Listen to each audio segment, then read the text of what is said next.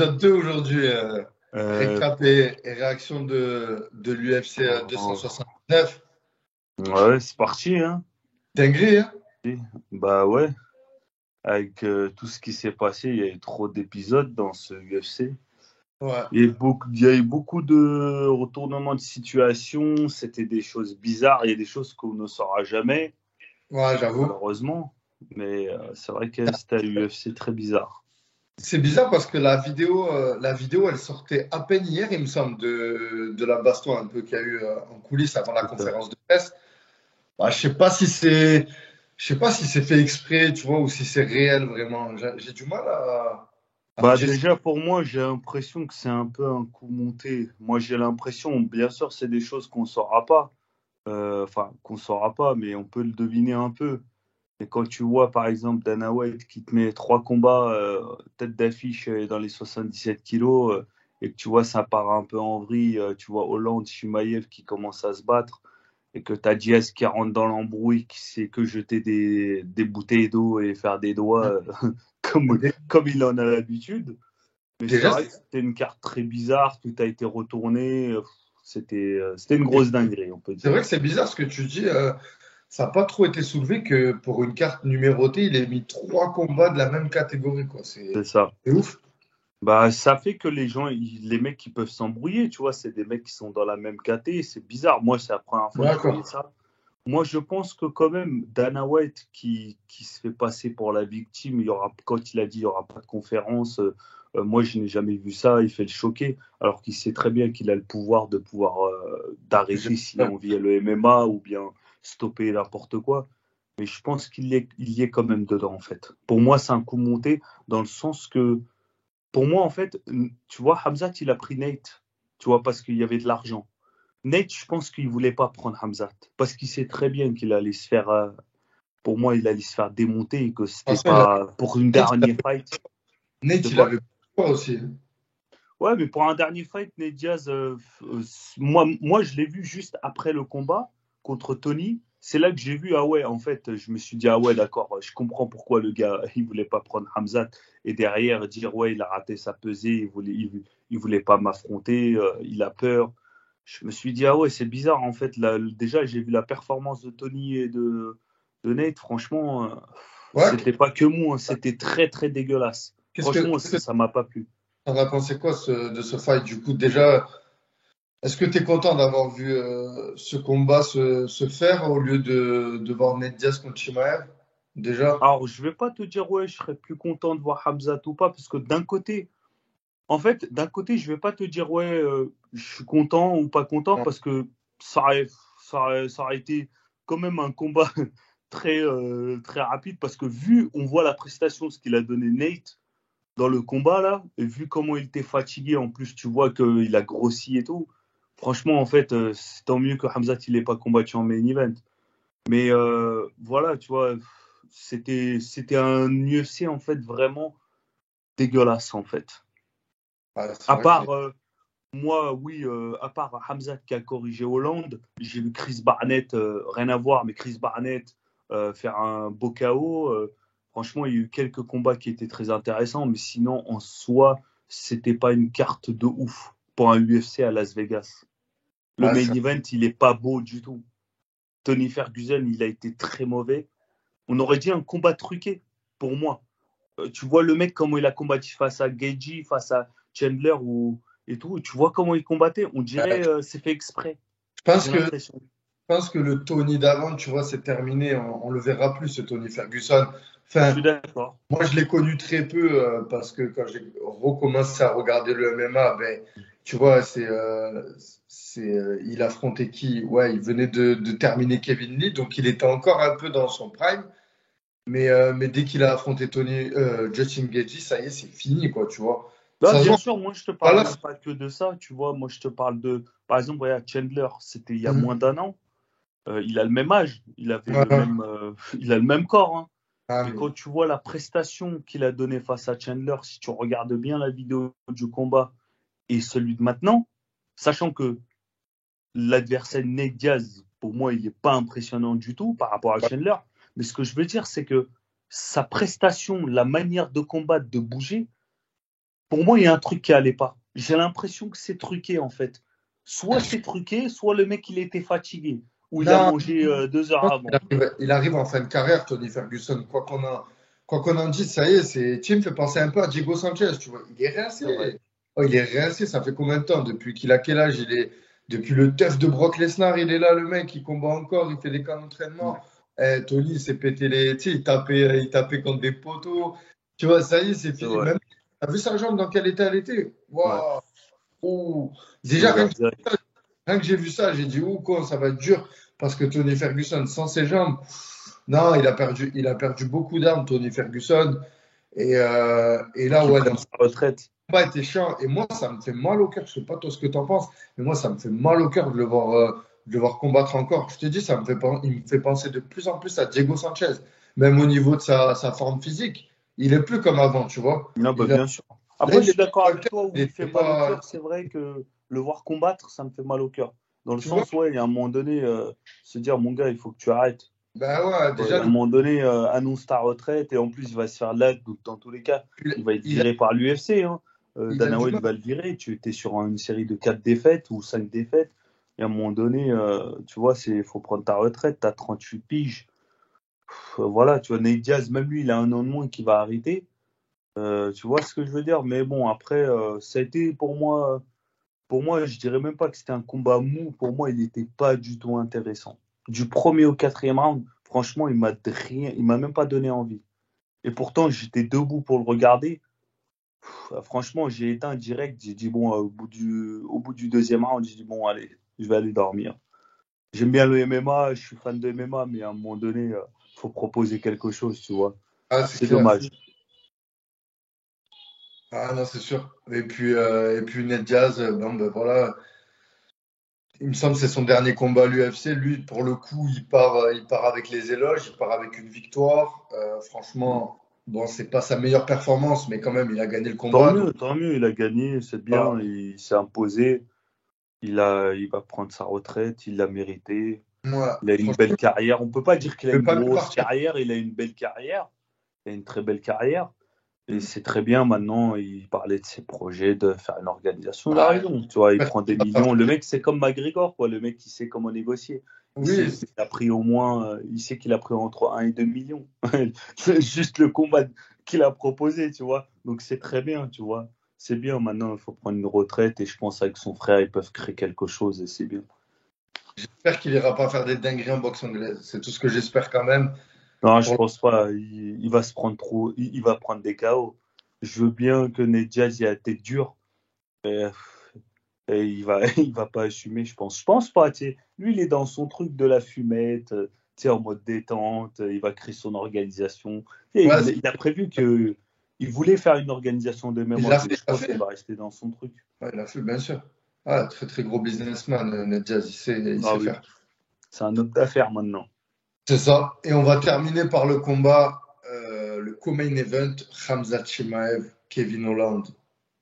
Bon, ben, écoute, il y a pas eu de surprise, hein. C'est même pas qu'il n'y a pas eu de surprise, c'est qu'il n'y a pas eu de coup.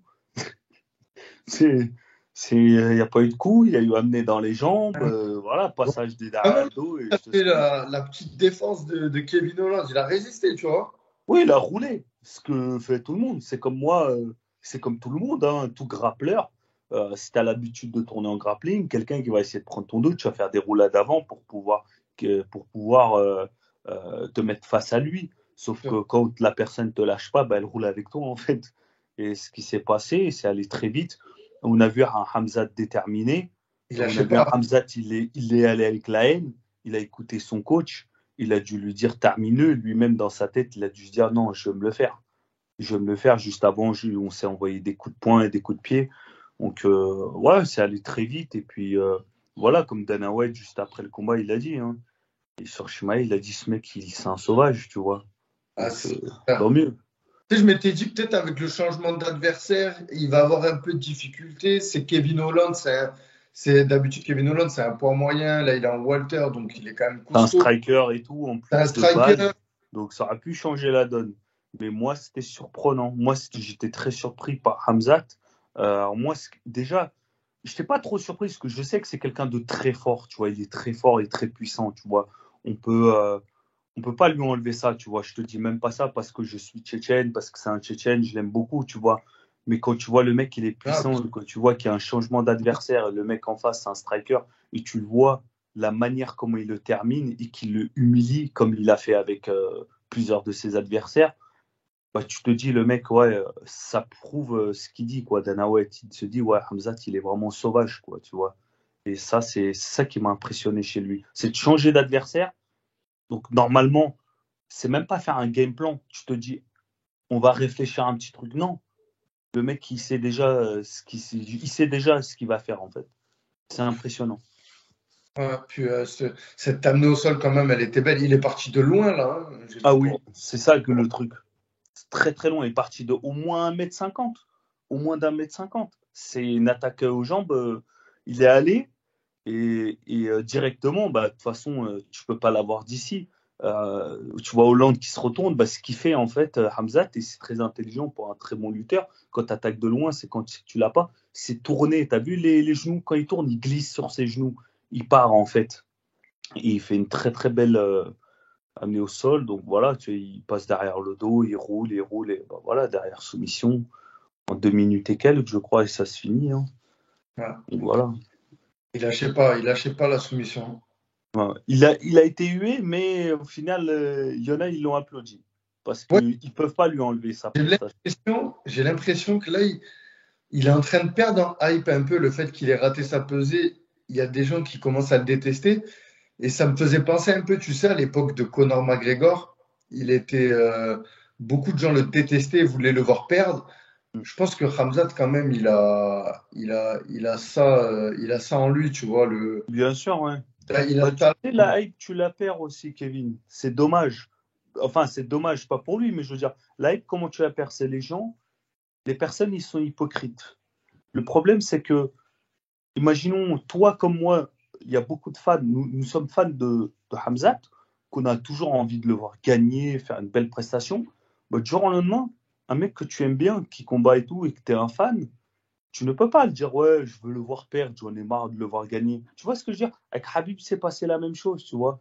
Hmm. Euh, c'est c'est juste les gens, ils sont hypocrites, tu vois. Ils perdent de sa hype, mais au final, derrière, de toute façon, tant que tu fais le boulot, c'est bon, tu sais, en fait, tu calcules pas trop, en Ouais. fait.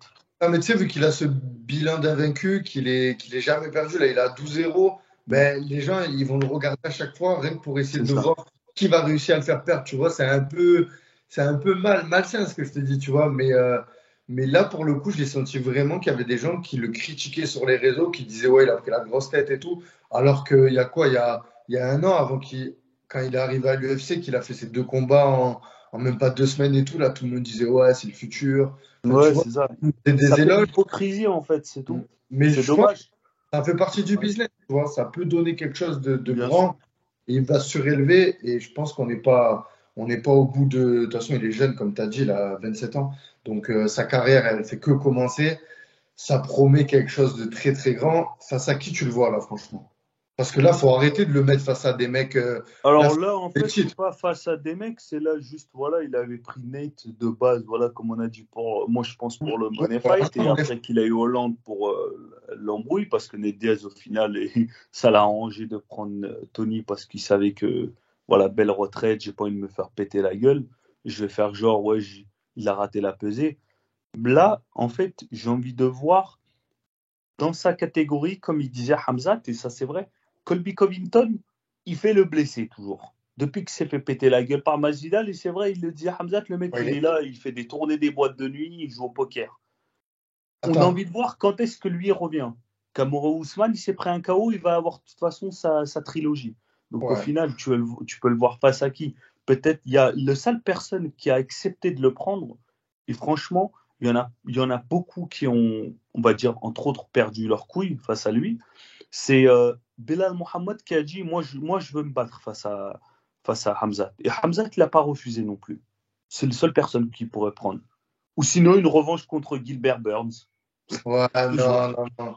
Moi, je dis, il faut qu'il patiente, tu vois, qu'il patiente. Et Colby Covington, c'est un match qui m'intéresse parce que franchement, Là, pour le coup, tu vois, la lutte et tout, ça serait un beau fight. Et en fait, je crois que Colby Covington, il a des problèmes judiciaires encore. Il peut pas combattre à cause de ça. Il fait pas le blesser.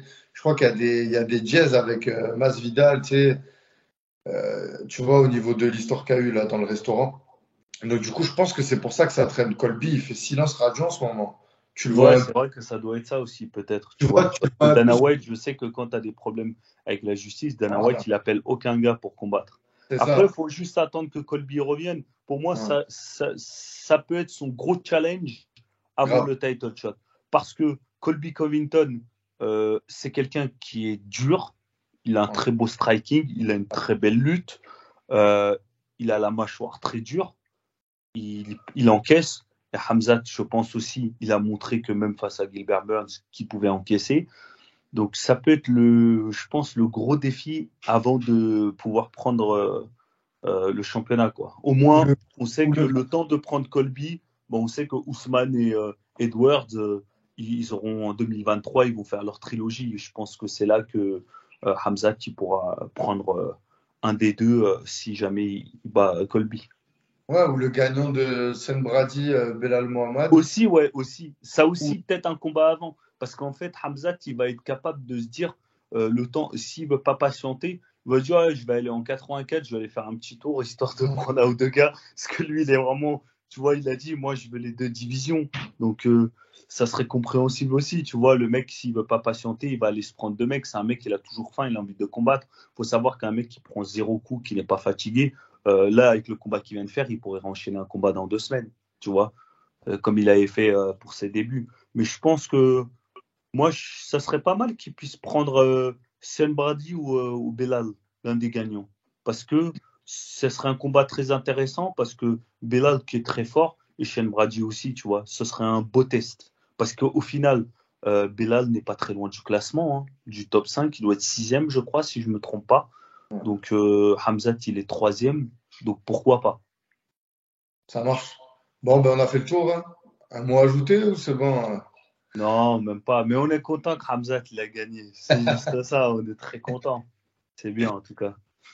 Bon, en tout Allez, cas, ça m'a fait plaisir, Kevin, toujours hein, de partager j'adore ça. l'after. Surtout, c'était très intéressant. Plaisir partagé, frérot. Espérons qu'on a un plus gros carte UFC la prochaine fois. Quelque chose de Ah, beaucoup plus intéressant. ça va. À très Bon, bientôt. Kevin, je te dis à très bientôt. Je te remercie pour l'invitation, mon frère. Ciao. Merci à toi. Bonne journée à toi.